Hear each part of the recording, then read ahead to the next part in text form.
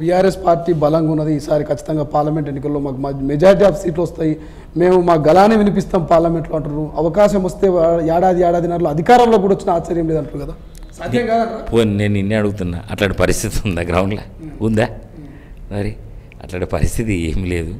ఉట్టి ముచ్చట్లు సొలు పురాణాలు చెప్తారు కేసీఆర్ తప్ప ఇంకేం లేదు.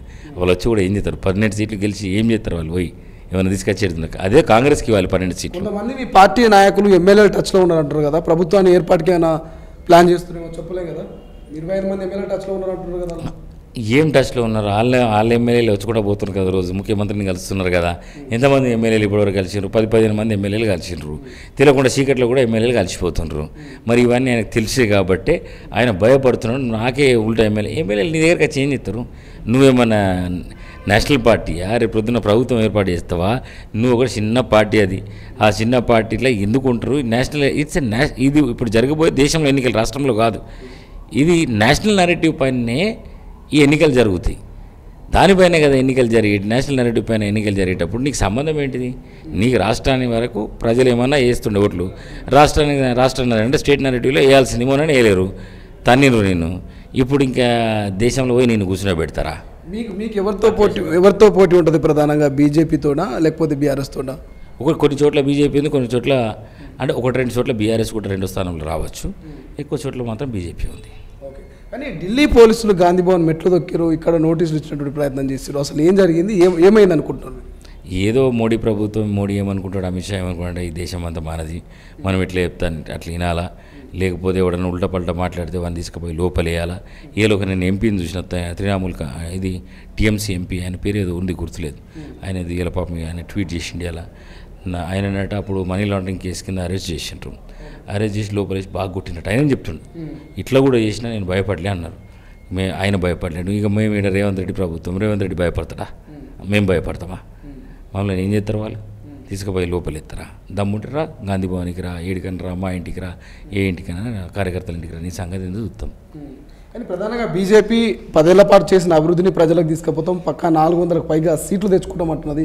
అనేక అభివృద్ధి, రామ మందిరం లాంటి అనేక అభివృద్ధి కార్యక్రమాలు చూసి ఓట్లు వేస్తూ ఉంటుంది. మరి కాంగ్రెస్ ఏం చెప్పుకుంటుంది, ఎట్లా ఓట్లు సొంతం చేసుకుంటుంది? 400 సీట్లు ఎడిగిలెత్తాయి వాళ్ళకి వచ్చాయి. మొన్న 303 సీట్లు. 303 సీట్లల్లో నాకు తెలిసి 220 సీట్ల కన్నా ఎక్కువ రావు.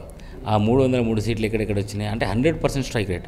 ఉదాహరణకు మహారాష్ట్ర తీసుకుంటే 48లో 41 వచ్చినాయి, కర్ణాటక తీసుకుంటే 28లో 27 వచ్చినాయి, మధ్యప్రదేశ్ తీసుకుంటే 30లో 29 వచ్చినాయి, రాజస్థాన్లో 26 వచ్చినాయి, గుజరాత్లో 25కి 25 వచ్చినాయి, హర్యానాలో 10కి 10 వచ్చినాయి అంటే చెప్తున్నాను. ఢిల్లీలో 7కి 7 వచ్చినాయి.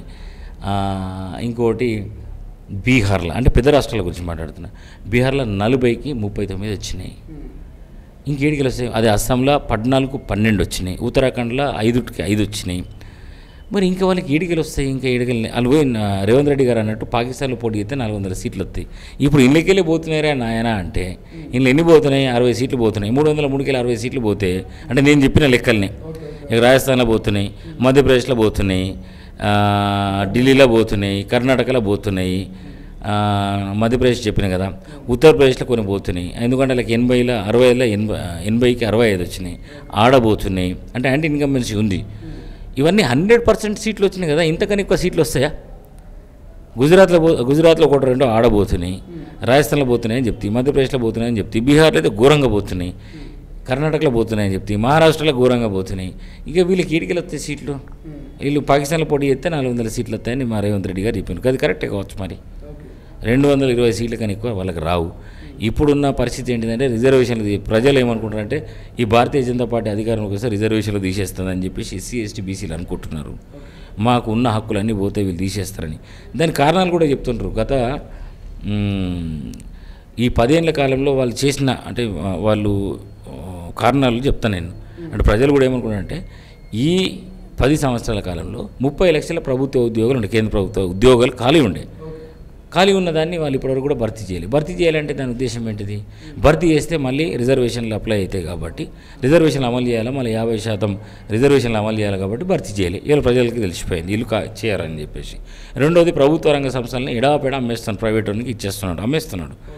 మరి ప్రభుత్వ రంగ సంస్థలు అమ్మేస్తే రిజర్వేషన్లు ఉన్నాయి కదా ప్రైవేట్ సంస్థలల్లో, మరి అప్పుడు ఎట్లా మరి ఈ బీసీ ఎస్సీ ఎస్టీలకు ఎట్లా బతకాలా? మరి అదే ఆలోచన ప్రజలు చేస్తున్నారు.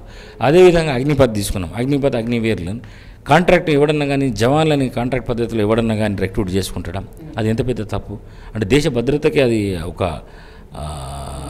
ఏది ప్రమాదం కదా. దేశ భద్రత ఇప్పుడు భద్రత అంటే జవాన్లు అనేటోళ్ళు బార్డర్లో ఉంటారు. వాళ్ళు చైనా జవాన్లని ఎదుర్కోవాలి, పాకిస్తాన్ జవాన్లని ఎదుర్కోవాలి. మరి ఎట్లా ఎదుర్కొంటారు? వాళ్ళకి ప్రాపర్ ట్రైనింగ్ లేదు. 4 ఏళ్ళే కాంట్రాక్టు, అందులో 6 నెలలే ట్రైనింగ్ అట. పిచ్చితుకులకు పనులు కావు. 6 నెలల ట్రైనింగ్ జవాను అంటే వాళ్ళని అంటే ఎదుటి మన శత్రువులు ఎట్లున్నారు చైనా, ఇటు పక్కన పాకిస్తాన్, వాళ్ళని ఎదుర్కొనే ఉంటుందా? ఆ స్కిల్స్ ఉంటాయా? 6 నెలలు నా స్కిల్స్ వస్తాయి. ఇప్పుడున్న అంటే మనం అంటే కాంగ్రెస్ ప్రభుత్వం ఉన్నప్పుడు ఏ విధంగా రిక్రూట్ చేస్తుండే, వాళ్ళకి ట్రైనింగ్ ఇస్తుండే, ఒక 2 years విగరస్ ట్రైనింగ్ ఇస్తుండే. ఆ ట్రైనింగ్ కానీ వీళ్ళు 6 నెలలు ట్రైనింగ్ ఇస్తారట, 4 ఏళ్ళకి బయటికి పంపిస్తారట. ఇది తుగులకు కదా. మరి ఇది కూడా కాంట్రాక్ట్ పద్ధతి కదా. అంటే ఇక్కడ కూడా రిజర్వేషన్ ఏం లేవు కదా. అదేవిధంగా మోహన్ భాగవత్ స్టేట్మెంట్లో చూసినాం కదా. 2015 మోహన్ భాగవత్ అదే ఆర్ఎస్ఎస్ సంచాలక్ ఏమన్నాడు? రిజర్వేషన్లు పరిశీలించాలన్నాడు. అట్లా అంటేనే బీఆర్ ప్రజలు ఏం చేశారు? అసెంబ్లీ ఎన్నికల్లో అదే అసెంబ్లీ ఎన్నికల్లో ఈయన అంటే 55 సీట్లు ఇంటికి పంపించండు భారతీయ జనతా పార్టీ. కర్రు కాల్చి వాత పెట్టిండ్రు. మరి మళ్ళా వీళ్ళు ఏమంటారు? మళ్ళీ రిజర్వేషన్లు తీసేస్తామని అంటారు. రాజ్యాంగాన్ని మారుస్తా అని అంటారు. రాజ్యాంగాన్ని మారుస్తా అంటే రిజర్వేషన్లు తీస్తున్నట్టే కదా.